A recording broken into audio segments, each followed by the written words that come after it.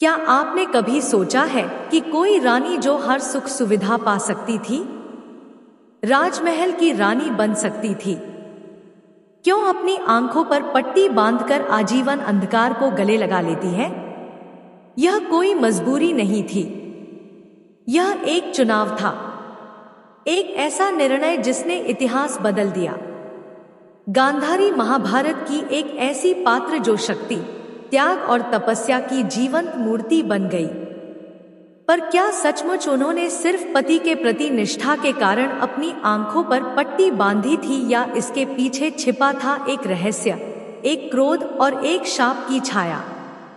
गांधारी गांधार देश की राजकुमारी थी, ज्ञान, तप और धर्म में पारंगत। कहा जाता है कि उन्होंने भगवान शिव की कठोर तपस्या कर 100 पुत्रों का वरदान पाया था, लेकिन नियति ने उनके लिए कुछ और ही लिखा था। उनका विवाह रचाया गया धृतराष्ट्र से, एक ऐसे राजकुमार से जो जन्म से ही नेत्रहीन था। यह विवाह गांधारी के लिए किसी श्राप से कम नहीं था। उन्होंने कभी सोचा नहीं था कि उनकी जीवन गाथा अंधकार में डूब जाएगी। लेकिन क्या यह सिर्फ भाग्य था, या फिर यह एक ऐसी परीक्षा थी जिसे समय ने उनके सामने रखा था? गांधारी ने इस विवाह को सहर्ष स्वीकारा, लेकिन इसके बाद जो निर्णय उन्होंने लिया उसने पूरे इतिहास को चौंका दिया। गांधारी का सबसे रहस्यमय निर्णय था अपनी आंखों पर पट्टी बांध लेना। यह कोई साधारण त्याग नहीं था, बल्कि एक ऐसा कदम था जिसने उन्हें मानव से देवी के स्तर तक पहुंचा दिया। उन्होंने कहा, जब मेरे पति इस संसार को नहीं देख सकते तो मैं भी इस सुख से वंचित रहूंगी। पर कई विद्वानों का मानना है कि गांधारी का यह निर्णय सिर्फ पति के प्रति प्रेम नहीं, बल्कि अपने भाग्य के प्रति एक मौन विरोध था। एक आक्रोश था उस व्यवस्था के प्रति जिसने उन्हें बिना बताए एक नेत्रहीन राजकुमार के साथ बांध दिया। उनकी पट्टी सिर्फ आंखों पर नहीं थी, वह एक चुप्पी थी, एक चीख जो इतिहास में गूंजती रही। गांधारी की आंखों की पट्टी केवल अंधकार नहीं थी, वह एक साधना थी। वर्षों तक उन्होंने उसी पट्टी के पीछे से दुनिया को समझा, अनुभव किया और अपनी अंतर्दृष्टि से सब कुछ जाना। जब कोई इंद्रियों के सुख को त्यागता है तो आत्मबल बढ़ता है। यही हुआ गांधारी के साथ। कहते हैं, उन्होंने इतने वर्षों तक अपने भीतर एक अग्नि संचित की जो सिर्फ नेत्रहीनों को ही नहीं, पूरे युद्ध को झुलसा सकती थी। महाभारत में वर्णन आता है कि उन्होंने अपने तप से इतना बल प्राप्त कर लिया था कि यदि वे अपनी आंखों की पट्टी खोल देती तो उनकी दृष्टि से कोई भी झलकर भस्म हो सकता था। क्या आपने कभी सोचा है बिना देखे जीना कितना कठिन होता है? पर गांधारी ने इसे शक्ति में बदला। यही उन्हें एक साधारण रानी से महागाथा का हिस्सा बनाता है। समय बीता और गांधारी ने अपने हर निर्णय को मौन के माध्यम से स्वीकार किया। लेकिन उनकी मौन साधना तब टूटी जब उन्होंने अपने 100 पुत्रों को कुरुक्षेत्र के युद्ध में मरते देखा। हर मां के लिए पुत्र की मृत्यु असहनीय होती है, लेकिन गांधारी ने तो 100 बेटों को एक एक करके जाते देखा और तब उनके भीतर एक ज्वाला फूट पड़ी। उसने श्री कृष्ण को देखा और अपने आक्रोश से उन्हें श्राप दे डाला। जिस प्रकार तुमने मेरे कुल का नाश होते देखा और उसे रोका नहीं, उसी प्रकार तुम्हारा यदुवंश भी विनाश को प्राप्त होगा। गांधारी ने आंखों से कुछ नहीं देखा, पर उनके शब्द इतने तेज बन गए कि उन्होंने एक समूचे वंश को समाप्त कर देने की क्षमता पाली। अब सोचिए, एक मां का आंसू अगर श्राप बन जाए तो उसका प्रभाव कितना भयानक हो सकता है। महाभारत युद्ध के बाद एक रहस्यमयी घटना घटी जिसे बहुत कम लोग जानते हैं। युधिष्ठिर ने एक दिन कृष्ण से पूछा, क्या कोई ऐसा था जो भीम जैसे योद्धा को बिना अस्त्र शस्त्र के भी पराजित कर सकता था?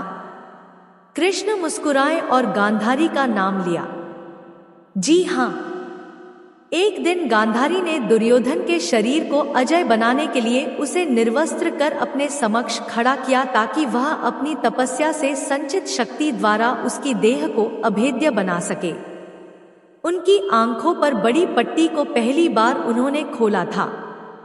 वर्षों की तपस्या की अग्नि उनकी आंखों से निकल रही थी, परंतु तभी कृष्ण ने चालाकी से दुर्योधन को कमर के नीचे वस्त्र पहनाने को कह दिया और वही हिस्सा कमजोर रह गया जहां भीम ने गधा मारकर उसे मृत्यु दी। गांधारी की दृष्टि वर्षों के अंधकार के बाद किसी अग्नि अस्त्र से कम नहीं थी। सोचिए, अगर यह शक्ति उन्होंने युद्ध में खोली होती तो इतिहास कुछ और होता। गांधारी हर पल दो शक्तियों के बीच झूलती रही। एक ओर थी धर्म की डगर जो सत्य और न्याय की मांग करती थी, और दूसरी ओर थी मां की ममता जो अपने पुत्रों के लिए सब कुछ त्यागने को तैयार थी। उन्होंने कभी युद्ध को प्रोत्साहित नहीं किया, बार बार दुर्योधन को समझाया, पर जब पुत्र नहीं माना तब उन्होंने चुप्पी ओढ़ ली। उनका अंतर्द्वंद उन्हें अंदर से तोड़ता रहा। एक ओर वे पांडवों की धर्मप्रियता को जानती थी, दूसरी ओर अपने पुत्रों के मोह में बंधी रही। यही द्वंद्व उन्हें महाभारत की सबसे भावनात्मक और त्रासदीपूर्ण पात्र बना देता है।